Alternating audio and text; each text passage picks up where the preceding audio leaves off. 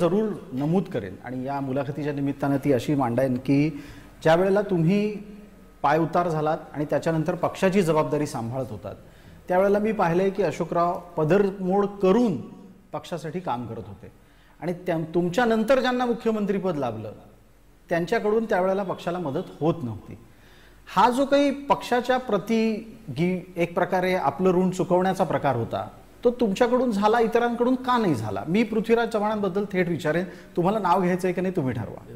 असं आहे, अनेक लोकांमध्ये अनेक गुण असतात, अवगुण म्हणणार अनेक गुण असतात।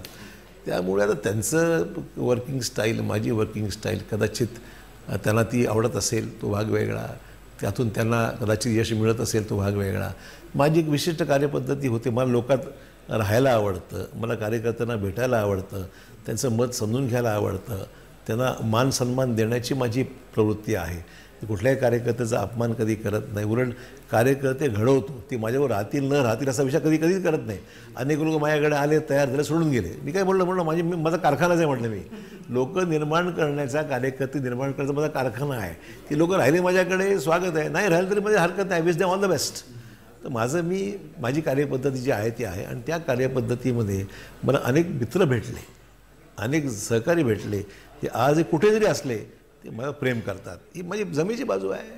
म्हणजे आपलं पक्षीय राजकारणामुळे आपण एकमेकांशी भांडावं असं ठीक आहे, आपलं व्यासपीठं वेगळी आहेत, व्यासपीठं वेगळी आहेत, आपल्याला भाषणं करायची मुभा आहे, आपण भूमिका मांडू शकतो, पण माहीत म्हणजे दुश्मनी आहे, मी या पक्षात गेलो तुमच्याशी दुश्मनी माझी आहे, ही वृत्ती माझी नाही आहे आणि मला ते पटत पण नाही आहे। ठीक आहे, भूमिका महाराष्ट्राने अनेक सभागृहात अनेक दोन्हीकडच्या लोकांना आजमावलं आहे, पाहिलेलं आहे।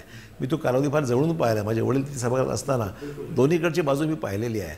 पण सभागृहाच्या बाहेर मात्र सर्व एकत्र बसायचे, बोलायचे, मान सन्मान ठेवायचे।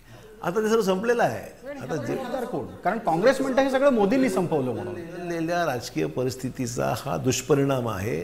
लोकांना वाटतं की एकमेकावर कुरघडी करून वाईट शब्द बोललो तर ते आवडतं मतदारांना किंवा लोकांना, हा गैरसमज आहे।